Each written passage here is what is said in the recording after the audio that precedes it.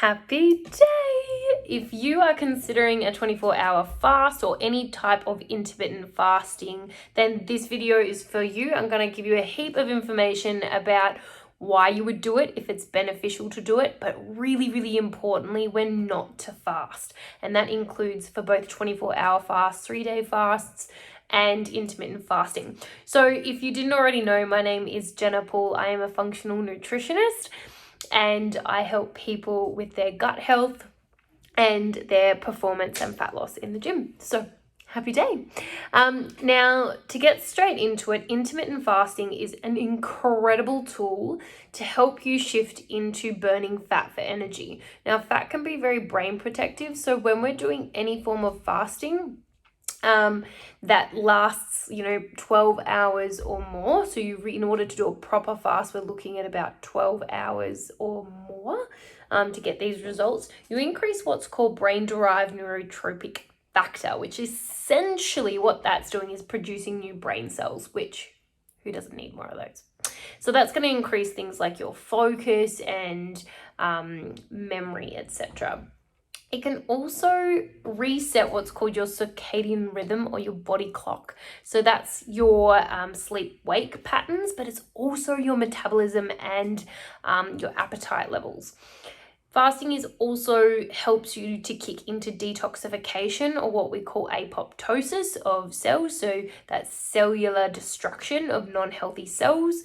It can improve cholesterol and triglyceride markers, stimulate fat loss, support your hormonal health, phase 1 detoxification, and it also encourages antioxidant production. So super awesome, and it can be very beneficial. Now, that's from a research perspective. From a clinical perspective, what I see in clinic is that men do way better off fasting than women. And it depends on your phase of life as to whether fasting is going to be beneficial for you. Now, if you're a woman and you are looking to get pregnant, you are breastfeeding, you have irregular cycles, or you have any menstrual issues going on, I don't recommend fasting unless recommended by your trusted practitioner. If you're unsure as to whether fasting is for you, book a consult in with me and we can go through the health of your body and see where you're at. For both men and women, if you are in any state of stress, psychological stress, physical stress, which means like a severe injury, if you experience any mental health, so anxiety, depression, I wouldn't fast. What happens is fasting is a stressor on the body. So if you're already have a high element of stress, putting that extra on top can just put your nervous system into fraying. Yeah, so that's where you might find that you're not sleeping properly, your appetite goes airy, so you might not feel hungry, you might stop recovering as well from workouts, you might not be able to think straight. So I know from a personal perspective, fasting is not good for me if I take it too long, okay? So if I've got a really mentally stimulating day and I need to be focused, then that fasting is very beneficial.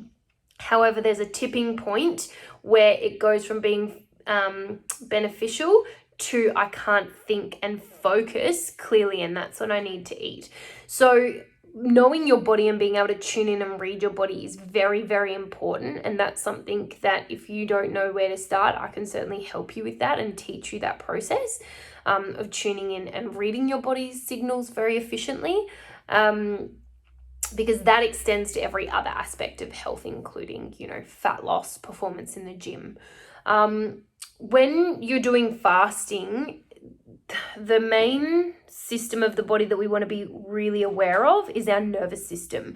And so if you are, as I said, I'm going to stress it again, in any element of stress, if you are not sleeping, if you do not have a regular cycle, if you've got period issues, if you're pregnant, breastfeeding, if you have lots of life stress going on, work stress, etc. I don't recommend fasting unless you've been assessed by your practitioner and they say it's going to be helpful and healthful for your body. So that's really, really important too. If you're doing like with a 24-hour fast, I would definitely make sure that you're doing proper electrolytes, okay? So we don't want to just hydrate with water. That's not hydration. If you're drinking a lot of water, you can dehydrate yourself because you're not getting electrolytes. So with a 24-hour fast, I usually recommend people go on some form of electrolyte, whether that's simply salt water and a little bit of honey in water. Yes, it's probably likely to, like, you'll still be getting the effects, but with the honey, etc., it isn't technically fasting, but just a little bit. You really want to be able to sip on an electrolyte or have that as a resource throughout the day. Especially for like 3-day fast, hydration is really, really key. So just be aware of that too. You don't want to get dehydrated. And then if you're doing intermittent fasting, which is typically like a 16-hour fast, 8-hour eating window, that's when you want to make sure you're getting your calories in. So there are so many different ways to fast, and I probably don't have time today to get into it, but you can play around with it and really look at like 16-hour fast, low calorie fasts. You can do the 3-day water fast. Like there's heaps of different ones, and different types of fasting are beneficial for different things. So if you're unsure as to whether it's for you, book a consult and we can look at whether it's for you, what's the best option for you, and when it's going to fit in your lifestyle as well. But if you do have questions, please pop them below and I will attempt to answer them as soon as possible. Happy day!